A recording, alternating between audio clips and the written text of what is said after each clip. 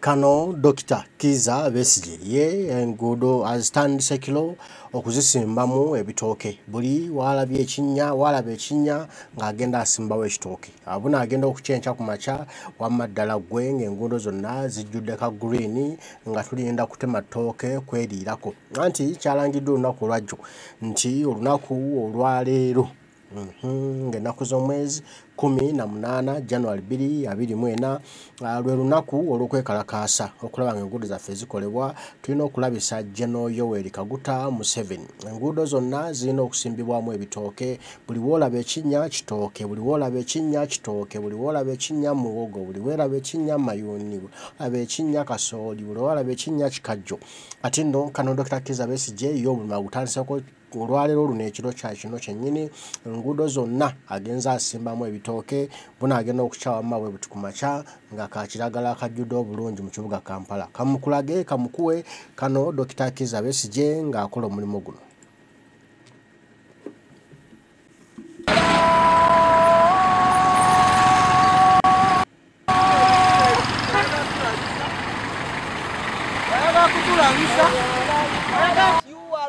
Aware of the dire situation we are in terms of infrastructure. Everywhere you go in the city, our roads are impassable. We have potholes that can qualify to be lakes. We can even do fishing in our roads. We are announcing to the nation that wherever there is a pothole in the roads that you are using, on Thursday the forces of change, together with all citizens of Uganda, let us do something. So mbasaba nti musituke wona woli laba nti ebyo binnya ebiri mu nguudo kwata ekitooke ogisimbe kwata amayuuni ogasimbe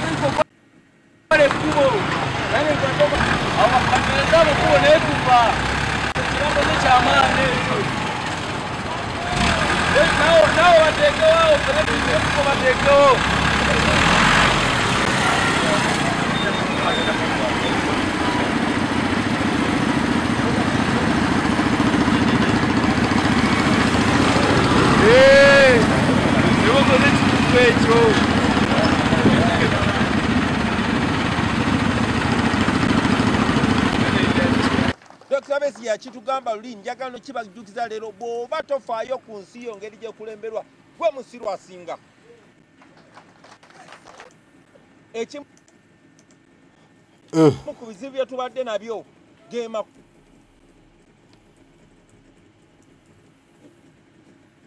kubo agalinga agalimu entaana buli woyita basaba amakubo ago mutandikire okwekalakaasa mu ddeme asobola ky'osobola okukola mu kkubo eryo kikolemu oba osimba mu kitooke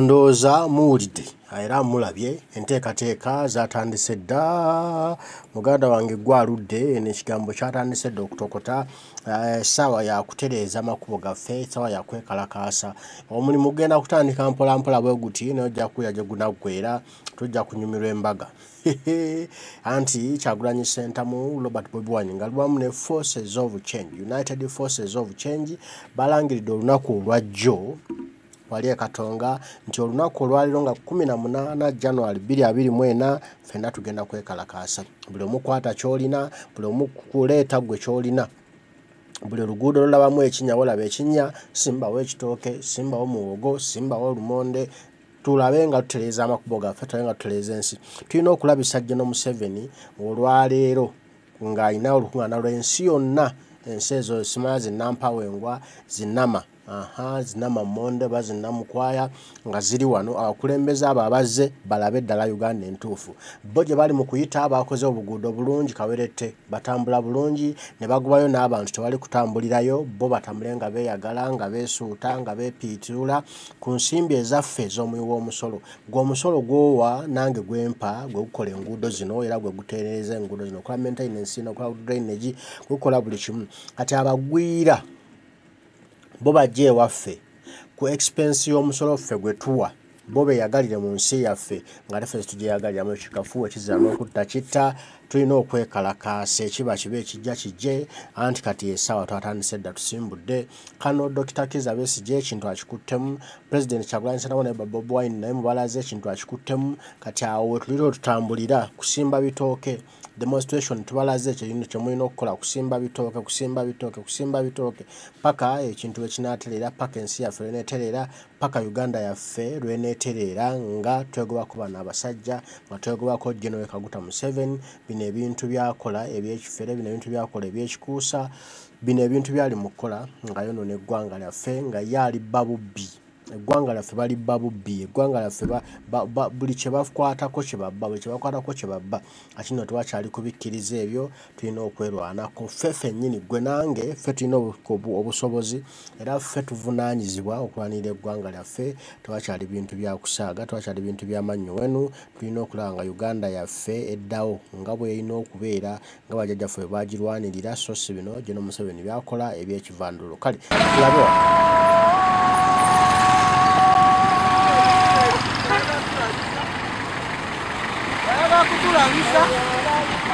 You are all aware of the dire situation we are in terms of infrastructure. Everywhere you go in the city, our roads are impassable. We have potholes that can qualify to be lakes. We can even do fishing in our roads. We are announcing to the nation that wherever there is a pothole in the roads that you are using, on Thursday, the forces of change, together with all citizens of Uganda, let us do something. So mbasaba nti musituke wona woli laba nti ebyo binnya ebiri mu nguudo wata ekitooke ogisimbe wata amayuni ogasimbe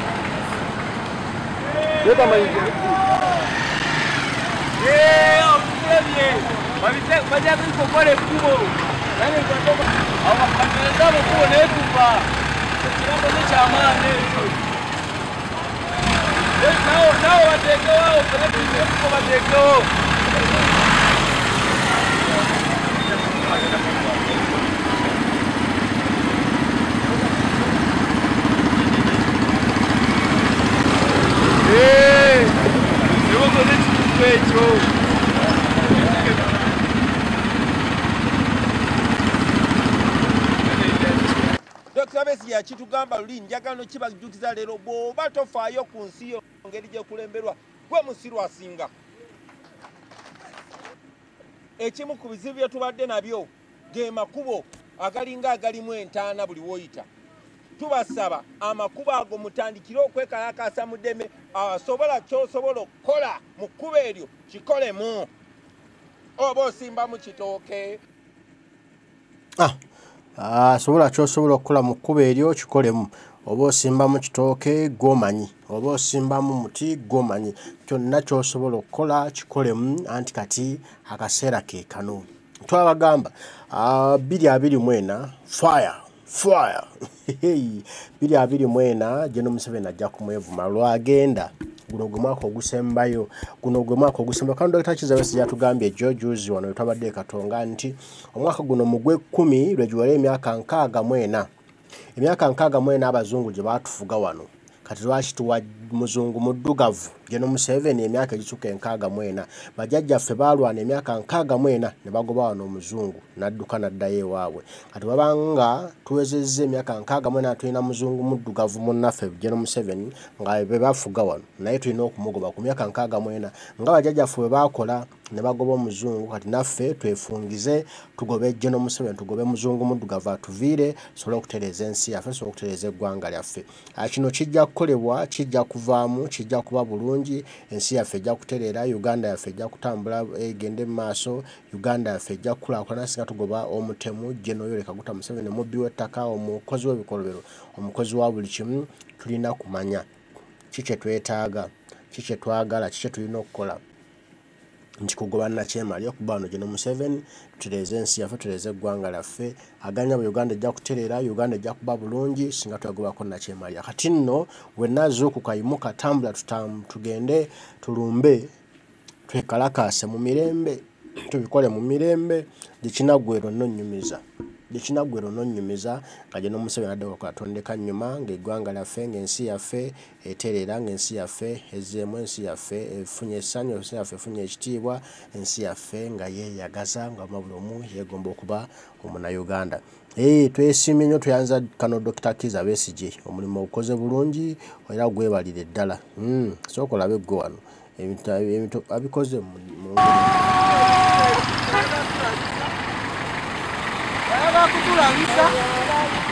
You are all aware of the dire situation we are in terms of infrastructure. Everywhere you go in the city, our roads are impassable. We have potholes that can qualify to be lakes. We can even do fishing in our roads. We are announcing to the nation that wherever there is a pothole in the roads that you are using, on Thursday, the forces of change, together with all citizens of Uganda, let us do something. So mbasaba nti musituke wona woli laba nti ebyo binnya ebiri mu nguudo kwata ekitooke ogisimbe kwata amayuni ogasimbe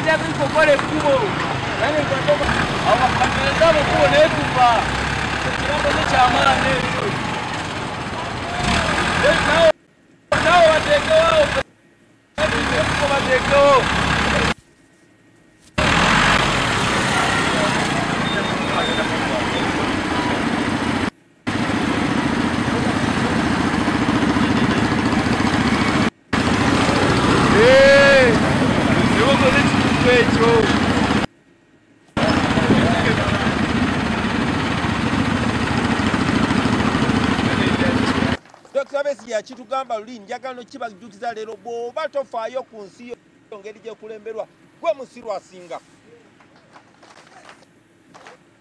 Ekimu ku bizibu bye tubadde nabyo ge makubo agalinga agalimu entaana buli woyita. Tubasaba amakubo ago mutandikire okwekalakasa mu ddeme asobola kyosobola okukola mu kkubo eryo kikolemu.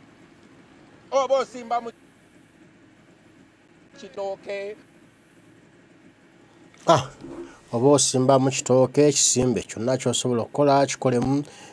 President Kyagulanyi Ssentamu Robert Bowen yalangiridde Dr. Kizza Besigye atwadde demonstration President alangiridde olwaleero zigenda kudda okunywa kati gwe gamba munagambe munne tesaawa yeno ke kaseera ke kano lunaku luno mulindo gye tulinda bujja tuwoza President langirira simanya President duumira fuwa wiiso fuwa firimbi kyokoba kyetukoba kakati nno kyawedde sitwagala biboozi birala mbaye tulinza oduumire kyo kyawedde tutandise kya mirembe kya kusimba bitooke simba ebitooke oba oliyiganga oba oli Masaka oli Mbale oba oli Koboko oba oli Masaka oba oli Fort Portal yonna ekibuga ky'olimu nga mulimu ebinnya simba kitooke Kampala simba kitooke Wakiseka simba kitooke buli woowulira olaba ekinnyanya mu kkubo kimanye nti ensimbi z'omusolo bazibbye katusimbemu ebitooke tuzifuule ensuku oba oli awo tunala ku ddoofe.